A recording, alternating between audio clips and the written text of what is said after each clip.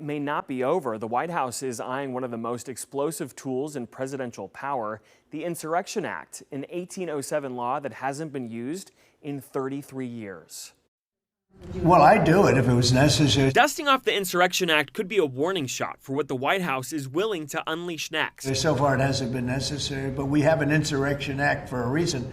If I had to enact it, I'd do that. If people were being killed and courts were holding us up, or governors or mayors were holding us up, sure, I'd do that. From the Oval Office Monday, President Trump told reporters he hasn't seen the need to invoke the act yet, but says he is prepared to do so if, quote, violence escalates, a claim local and state leaders are pushing back against. There's no insurrection in Portland. There's no threat to national security. The Insurrection Act lets the president deploy federal troops, including National Guard units, under certain conditions. That includes a state governor or legislature asking for help when a state fails to protect constitutional rights or federal laws are blocked by rebellion or unrest.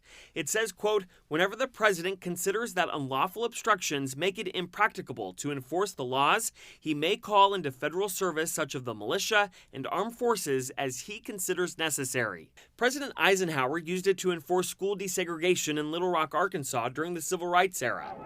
And President George H.W. Bush last invoked it during the 1992 Los Angeles riots 33 years ago after the Rodney King verdict. But critics warn its use blurs the line between military and police roles and raises serious civil liberties concerns.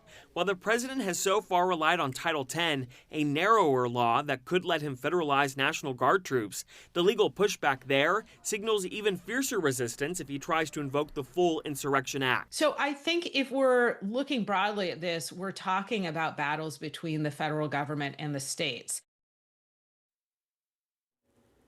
Legal experts say the Insurrection Act requires clear proof of rebellion or lawlessness. Without it, using troops risks violating federal law.